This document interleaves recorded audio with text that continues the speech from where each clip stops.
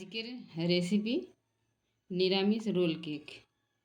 আমি প্রথমে 1 বাটি ময়দা নিয়েছি, তারপরেতে 2 টেবিল চামচ চিনি দিয়েছি। এবার এইটাতে আমি দুধটা একটু একটু করে মাখবো।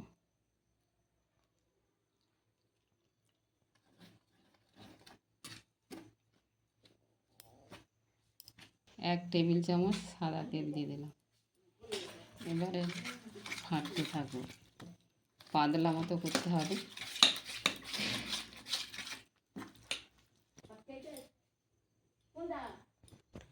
এক চা চামচ হচ্ছে বেকিং দিলাম।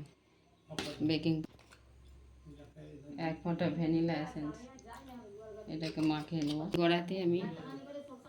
কড়াতে লবণ নিয়ে নিয়েছি, তাতে একটা স্ট্যান্ড দিয়েছি। এবার একটা পাত্র দিয়ে দিয়েছি।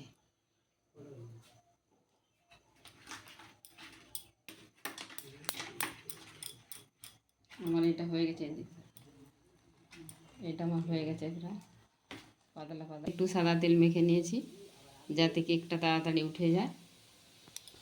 আমি জল জল করতে রাখতে হবে, খুব পাতলা ধরনের, কারণ মোটা হয়ে গেলে এটা ফেটে যাবে, ওটা রোল হবে না।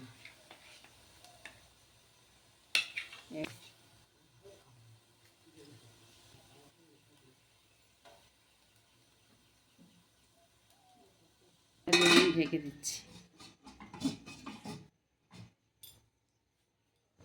দেখছি আমার কেকটা হয়ে গেছে, কোথাও কিছু লাগছে না, বুঝতে পারছেন?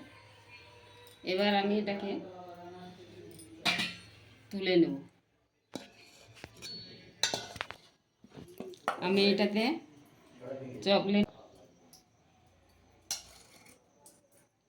চকলেট দিয়ে দিচ্ছি এটাতে।